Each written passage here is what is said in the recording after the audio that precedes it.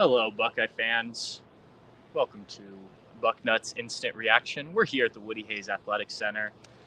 First, I want to address something that I've seen in these comments. Yes, I am short. Yes, Dave is tall. And so when we do these from home, we're just sitting. When we're standing, it's very obvious. So yes, I've been short all my life. I assume you've been pretty tall all your life. So it is what it is at this point. He's very athletic though, so Used to be he's more not even that. He's not that short. I've seen shorter people. Yeah. Anyway, let's get to what you care about here. Lots of people I saw comments the last couple of weeks about that, so I wanted to get that out. Just get the elephant in the room out of the way. Ryan Day, Jim Knowles, Will Howard talked today. We just got done with that. Heading into Big Ten play, Michigan State this weekend. What stood out to you the most from? We'll start with Coach Day. Yeah, it wasn't a very informative hour. A lot of news. Yeah, it was. I mean, Tyleik Williams is probably going to play, but they're couching it. They're saying he's day to day. He's going to practice today. They'll see how it goes. Jim Knowles said a little bit more about that than Coach Day did, because he was asked about, could Tywone Malone perhaps start at 3 Tech this week, and he said, well, we haven't even talked about that because we think that we'll have Tyleik back. So that was interesting hearing what he said about Tyleik. He talked about the Jaden Fielding thing after the game, so it's kind of the same thing. Was it mental? It's like he had something. They didn't say exactly what. Something maybe physically wasn't. Let's say I'm just spitballing here. Yeah, I'm just let's say he had like a pulled groin or something like that. We could see that would make more sense then, right? So I'm not saying that's what he has, but reading between the lines, it sounds like he had a minor injury of some sort. I think they're going to probably give him another crack at it. Austin Snyder got his standing ovation from over 100,000 people. Everybody, my wife works as a teacher at Groveport. Everybody was happy to see Austin Snyder out there getting a standing ovation of over 100,000 people. Why? Because he didn't kick it out of bounds. But I think it was just maybe a one-time thing from Jaden Fielding, and he'll get another shot this Saturday in East Lansing. Yeah. One thing that stood out to me, Steve Hellwagon, who is currently uploading these videos, if you haven't watched what the coaches and Will Howard said, Steve asked about the pass rush, and Ryan Day pushed back pretty adamantly that the priority one is stop the run, and the Buckeyes feel like they're doing that at a pretty good clip, and that the sacks will come, but that you can't focus on that. I think with the talent that they have now, Tyleik Williams obviously being out affects that, but I don't know. How do you feel about how Coach Day approached the answer to that question? Yeah, I hear what he's saying, but I think both things can be true. Okay. I think they do need to get more pressure on the quarterback. But I also get and I don't know. I don't think he said too much about this, but they face quarterbacks that get the ball. They know they got to get the ball out quick when they face Ohio State. So that's definitely something that we've got to talk about. It's like quarterbacks aren't sitting back there with 5, 6, 7 seconds with just to be able to pick the defense apart. They're getting the ball out pretty quick. But there are times when the quarterback maybe has a little bit more time. Again, it's not very often, and you'd like to see JT Tuimoloau, for example, flash more often. We know he's got it in him. Yeah. We know it's not just because he's a 5-star kid coming out of high school, number 1 player in the nation. Okay, that tells you he's got talent. We've seen it here. We saw it at Penn State. He just took over that game 2 years ago as a sophomore, so he's got it in him. Not to pick on him, but I think, and not having Tyleik, I think, hurt the defensive line there. But yeah, I think I hear what Coach Day's saying, but I also hear what Steve's saying. I think, and I kind of lean more with what Steve's saying. Although I also hear, I like that Coach Day's not a guy that's going to throw his guys under the bus, like Hugh Freeze, for example. Yeah, for me, it's about winning your battle and winning faster when you know the ball's going to come out quicker. And that doesn't necessarily mean you get the sack, but there wasn't a lot of pressure on Saturday. Not a lot of push, I think Tyleik Williams is a big part of it. He may be this team's best pass rusher, despite where he plays. So I think that certainly affects things. And then you obviously have some younger guys, less experienced guys getting in there. Coach Knowles talked about Tywone Malone showing some things, and it sounds like if he continues to do that, he'll play more. But yeah, for me, I don't know.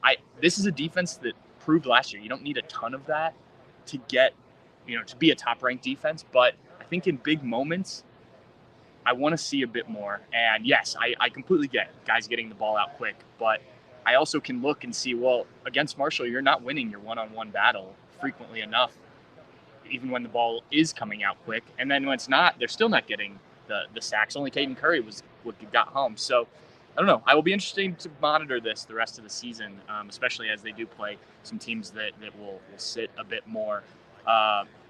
Jim Knowles also talking about, you asked him about linebacker play. What did you make of his response? Yeah, I'm going to do a story on that. I'll start with my follow-up question first. I said, are you guys still trying to figure out who your two best linebackers are? And he shot that down right away. He said, no. He said Cody and Sonny have established themselves as the starters. Yeah. But he quickly said, but I like what I'm seeing out of Arvell. I like what I'm seeing out of C.J. Hicks. Some Buckeye fans might say, C.J. Hicks had a really, really, really good play this past game. Does he need to play better? Yes. But he's a heat-seeking missile. If they can find the right role for C.J., I think he can still be an important part of this defense. Is he a guy you're going to put out there, 3 downs, and not take him off the field? No. Yeah, I found that interesting. He said those guys are our starters, Cody and Sonny, but he immediately said Arvell's playing well. Arvell, to me, has played the best of the linebackers. But as he said, it's a very structured situation they have for Arvell to make structured to greatness. It was something like that. When he was asked about him possibly playing well. Yeah, and he's like, yeah, exactly. They want to keep him in the same. They're not going to move him around to different spots because they have a very structured plan for him, and they like what they're seeing. He also said he likes what he's seeing at a Gabe Powers in very limited reps. So they like their depth there at linebacker. But he did say, he's like, they do have to play better. They do have to play better. To me, that is, we talked about the defensive line needs to get more push. It does, but right now, linebacker it's not a weakness, but it's not like you're going to go in and be like, oh, the Buckeyes linebackers are just going to overwhelm the opponent. Like, it's just, to me, in my opinion, I'm curious to get your thoughts. They're a good, not great unit. Yeah, I think so. He talked about tackling. Yes. And that's not something that they do a lot of in practice, at least not to the ferocity. You're not punishing your teammates when you do tackle them in practice.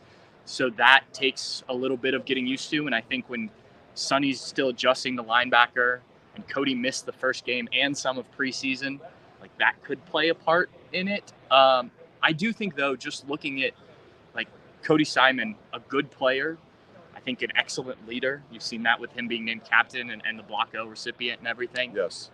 Is he the most talented linebacker Ohio State's ever had? No, probably not. He couldn't beat out Steele and Tommy. Right. And I think, that there are going to be weaknesses there that can be exploited.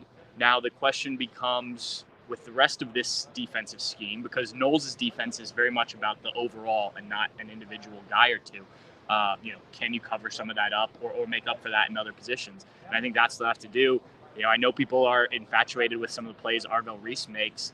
I think you just have to also recognize, especially against better opposition, that he could, just his inexperience, and he talked about it last week, I wrote about it, he only really started to get in the linebacker playbook this offseason. And so there are still things I think that teams could do against him. Maybe he makes up for it because he's athletic, freakishly athletic. And but tough. Yeah.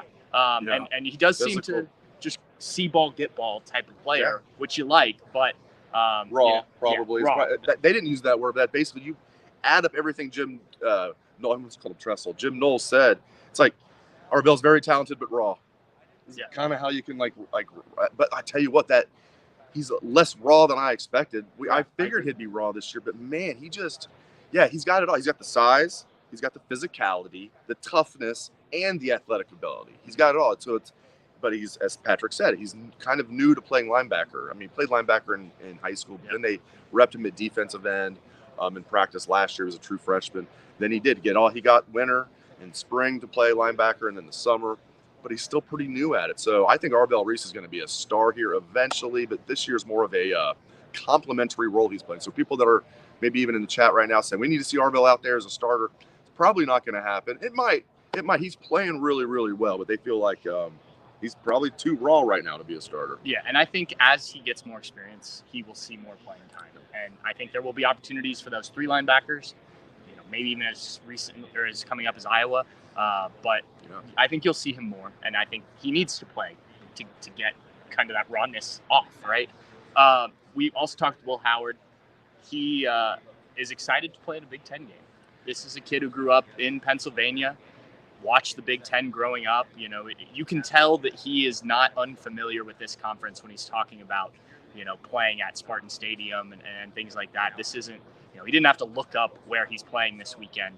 I think this will be exciting for him. The deep ball was a conversation with him today. I think that's probably his weakest spot, but we know he's worked on it. Do you feel like Will Howard's ready for what's to come in the Big Ten? I do, and I think the true test will be. I mean, Michigan State will be a step up, and that's going to be fun. But like Iowa, all joking aside, I mean, Iowa will come in here, and that'll be a good test for him for sure. I love the way he handled that. There was no Will Howard just handles himself so well. And it's real. There's no fake to it, in my opinion. He was asked about you didn't really throw the ball down the field. The one time you did, it got intercepted, and he absolutely said, yeah, and we've got to be able to attack down the field. He did say he feels good that eventually this season he's going to show he can throw the ball down the field. Ryan Day said he's doing a good job in practice of doing that. And Will said, I haven't shown it in a game yet. And he said, but it's a long season. I look forward to showing that. So he has a quiet confidence about him that he's going to be able to deliver the ball. Not that they're going to major in that's going to be his strength, but he's confident that he's going to be able to make plays down the field with the football. And but he recognizes that has not happened yet. He recognized that interception to Jeremiah Smith. He forced the ball and he underthrew it. Two bad things there. But he does seem confident that part of his game will come along. And Ryan Day said the same thing, about an hour earlier. Yeah, that interception to Jeremiah Smith was an interesting one. I hadn't realized it until I went back and rewatched the game. Like, Jeremiah Smith kind of comes off the line as if he's not involved really in the play. Right. And Will Howard said after the game, and I forget exactly how he put it, but like, he wasn't the first read, even though he's one-on-one, which Will Howard said he'll take that matchup every time. So I do wonder if that's maybe a teaching moment for Jeremiah. Like, yeah, you think the ball's going to go over here, but you still have to go and be ready and, assume you're going to get the ball, even if you're not, right? And just that throw alone, yeah, I agree with that 100%. You have to go like you're getting the ball. Even if you think you're the fourth option, you have to like go like, oh, I'm the number one option. Totally. Also, that throw, I don't mind it. If Jeremiah Smith is one-on-one deep down the field, like even if he's got a corner right on him, like we've seen it. We saw it here throughout the spring. We've seen it in games already this year, like that one-handed catch he made. I don't mind it throwing it deep down the field to Jeremiah because there's a good chance he's going to catch it, even if obviously if he's open, I don't have a problem. I'm talking about if there's a guy blanket coverage on him, but it's one-on-one, I don't have a problem with it because there's a lot of times he's going to go up and moss that guy, or maybe it'll be incomplete. Every once in a while it's going to get intercepted, but you're throwing the ball 40 yards down the field to the sideline, so it's kind of like almost like a punt. Yeah. You don't want that, but that's the worst case scenario. I don't mind every once in a while forcing the ball to that young man. Yeah, well, and I think you bring up you bring up Moss. Like the old adage with him was just like throw it as far as you can and let him run underneath it. And I think that could be what Will Howard could improve on in that play is like, not that there was a ton more room. If he throws it too much further, maybe it's out of bounds of the end zone. But just put as much as you can on it. And if you overthrow him, it's not getting intercepted. But he's going to have an opportunity. He's got the speed to go under those and make the play as well. Last thing I wanted to touch on, because it got brought up a decent amount with Will Howard and Ryan Day, was the run game. And Ryan Day was asked about it, and he said he didn't want to make too many assessments of the run game through 3 games just because of who Ohio State's played.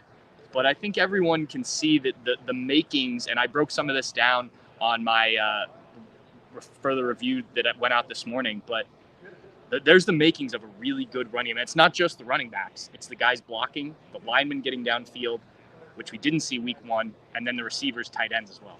And they haven't even had to use Will Howard as a runner yet. Yeah, right. He's had a couple of touchdowns and a couple of runs, but still very few carries for Will Howard so far. So like when they're playing against Oregon, big games like that, Penn State, you're going to see Will Howard carry the football more. They haven't even had to do that yet. So it's multifaceted why this running game is looking so good. Obviously, they've got probably the best 1-2 punch, definitely the best 1-2 punch at running back in college football with Quinshon Judkins and Travion Henderson. Still amazing to me. Travion's going to go over 3,000 career rushing yards this week at Michigan State if he gets whatever he needs, 60, 70 yards. So Quinshon went over 3,000 career rushing yards this past game. They're going to have 2 running backs with over 3,000 career rushing yards 4 games into this season. It's amazing to me. Okay, so you got the 2 great running backs. You got Chip Kelly. We knew he was going to enhance this running game. Oh, boy, has he. And we're seeing it. And he probably hasn't even emptied half of his playbook yet, if that. But some of the misdirection things and just all the different run concepts we're seeing are on point. And like Patrick said, this left side of the line, right side of the line still has some work to do. This left side of the line is fantastic. And I'm including Seth McLaughlin. I know only half of him is the left side of the line. But like with especially getting Donovan Jackson back with Simmons, Jackson, and McLaughlin, they were just killing people on that left side of the line. So it's all those things. It's the backs. It's the scheme. and the O-line's playing well, and they haven't even, and the defense, even though Will Howard's not run the ball much, at least the defense has to respect that. Yeah. Last year it felt like they were playing 10 on 11. Ohio State was on offense because the defense didn't have to respect the quarterback run at all. This year, you at least have to account for it. And if you don't, Ohio State, will then use that, especially in big games. So very, very encouraged about this running game. I don't know how you couldn't be. Yeah, and even, the screen pass to Emeka Egbuka technically goes down as a pass, but, that's kind of a run. In terms of the way they're blocking it and everything. Same exact pass that they threw to Jeremiah Smith in the opener that he dropped. Yeah, right. Same play. Same play, yeah. I mentioned in my stream of consciousness piece that I did, that one was caught. That's what you wanted. That's what you would have done. You recognized it too, yes. Yeah. But yeah, I mean, look, obviously it's going to be more difficult to get to the second level and do some of those things against better competition. But I think if you weren't doing it against Marshall and against Western Michigan, we'd be really concerned. That's true. And people don't talk about that enough. They were like, well, it's just, but they played almost perfect against Western Michigan. And again, they started slow against Marshall. They talked about that. 28-14. That was disappointing, but I thought they played really well after that. Overall, I'm happy with where Ohio State's after 3 games. We're going to nitpick, not necessarily us, but people are going to nitpick every little thing. Overall, they look good. There's going to be things that are not perfect, like kicking the ball out of bounds 3 times. They've got to clean some stuff up, but that's going to happen in football. And overall, I really like where this Ohio State team is after 3 weeks. And this is going to be fun. Night game on the road, Big Ten season beginning. Let's go. Yes, 7:30, not 7. That has now been changed for some reason. I think to make our lives worse, I think. Yeah. I think somebody pointed out, I guess during the Notre Dame broadcast last week, the ad they put up said 7:30. So I wonder if it was always supposed to be wires got crossed. I saw that and I thought, oh, they just put up the wrong time. Yeah. That's interesting that they don't know that. No, they put up the right time and everybody just misreported it. Yeah, so enjoy the game on Peacock as best you can. Remember when you're tweeting at us that our live updates are way ahead of yours. It's because it's how streaming works. It's unfortunate. But we'll have plenty more before we get to that. We'll talk about Michigan State. We'll talk about opening Big Ten play. Like I said, Steve has the videos up on YouTube. Should be done already, so you can check those out. And Dave will have a story up here on the linebackers in a little bit. And we're going to keep rolling through the week. It's finally feels like we're really into the season now. And look, we're even in, light sweatshirts today. It's a little bit cooler out. You got jeans on. So broke out the jeans. Yeah, football weather. It's here. And we'll be doing it all week. So stay tuned to Bucknuts. Thanks again, guys. We'll talk to you soon.